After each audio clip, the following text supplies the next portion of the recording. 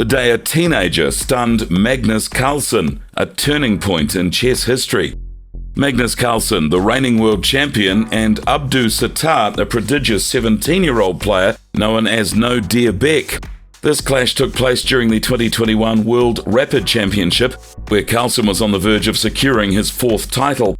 However, he faced an unexpected challenge in the form of No Dear Beck, who was determined to make a name for himself. Join us as we analyse the moves, the strategies, and the thrilling climax of this captivating chess encounter. Let's go!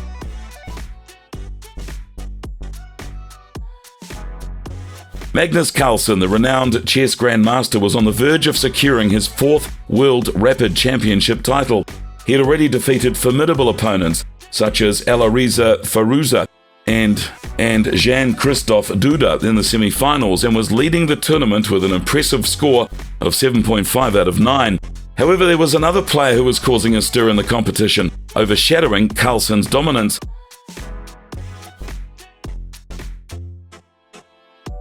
Abdu Satar, also known as No Dear Beck, was a 17-year-old prodigy who'd been wreaking havoc in the tournament.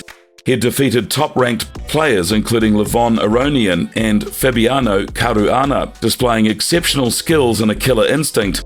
It was evident that No Dear Beck was not just participating, he was out for blood, and he was about to face Magnus Carlsen himself.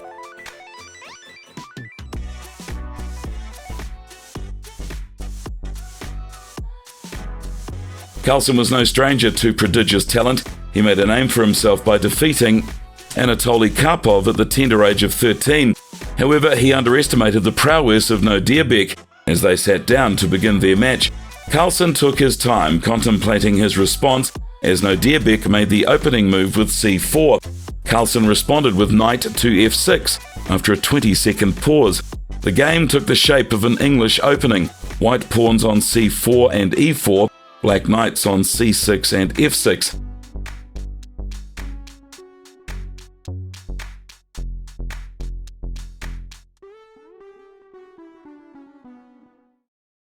As the game progressed, Carlsen made a strategic move, offering a queen trade to No Dear Beck by moving his queen to f6.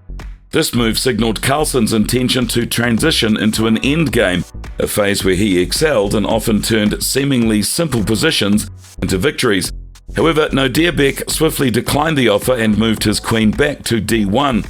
It was a critical moment for Carlsen, who sensed an opportunity to launch an attack.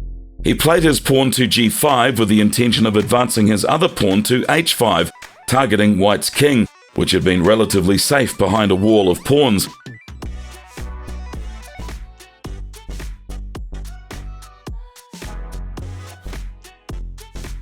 Carlsen continued to press for a queen trade, making another offer on g4. He also displayed a familiar habit of fidgeting with a piece, a sign that he was engrossed in calculating complex variations.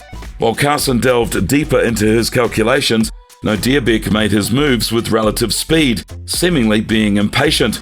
No Dear Beck advanced his pawn to g6. Carlsen defended with g8. This move brought No Dear Beck's pawn within one square of promotion to the queen. If No Dear Beck managed to promote his pawn successfully, he would have a decisive advantage. Carlsen swiftly moved his queen to h7, attempting to capture the pawn while trading off pieces. A flicker of annoyance passed across Carlsen's face, a testament to his recognition of No Dear Beck's formidable skills. The game reached a position where both players had equal material, but No Dear Beck possessed a dangerous passed pawn on h2. Carlsen had to ensure that this pawn did not promote, otherwise he would be in a losing position.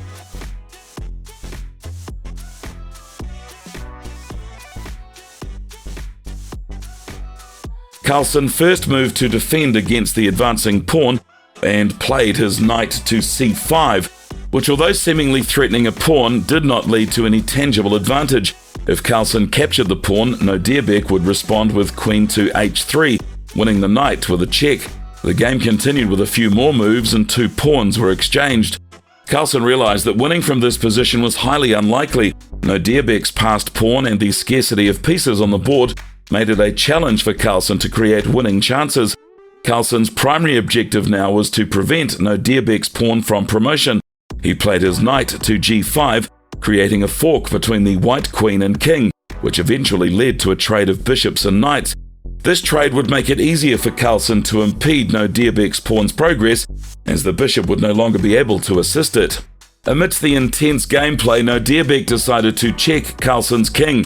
It was a moment of amusement for No Dear Beck to check the reigning world champion. However, Carlsen didn't appear pleased with the situation. Despite this exchange of checks, the game remained completely drawn, both players making optimal moves given the circumstances. But the equilibrium was short-lived.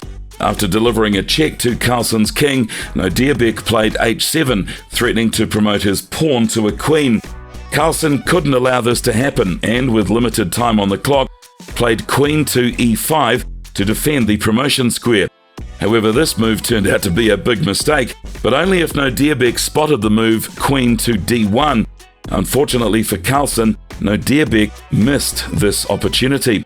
The game was once again equal. Carlsen sought revenge for the earlier checks by bombarding No Dear Beck with a series of checks. He needed to keep checking to prevent the promotion of the white pawn. After a flurry of checks, it seemed like the game would eventually end in a hard-earned draw. But at that critical moment, Carlsen made the worst possible move he could have.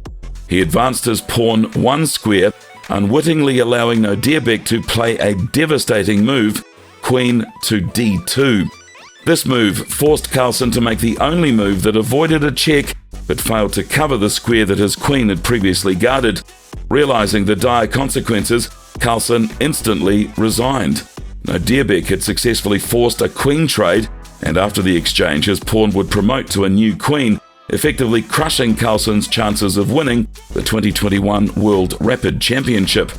The 17-year-old prodigy Abdu Satar No Dear Beck emerged as the new champion, dethroning the reigning world champion Magnus Carlsen. It was a remarkable feat, and No Dear Beck's victory served as a testament to his exceptional skills and his ability to outwit one of the greatest chess players in history. That concludes our analysis of the intense battle between Magnus Carlsen and Abdu Satar, known as No Dear Beck. It was a game filled with anticipation, brilliant maneuvers, and an unexpected turn of events. No Dear Beck's victory against the reigning world champion showcased his exceptional skills and the immense talent he possessed at such a very young age. We hope you enjoyed this deep dive into the world of high-level chess, where every move counts and every decision holds immense consequences. If you found this video insightful and entertaining, we'd love you to like it, and we ask you to keep honing your skills and enjoying the beautiful game of chess. If you haven't already subscribed to this channel, make sure to hit the bell icon so that you will always receive the very latest from us first.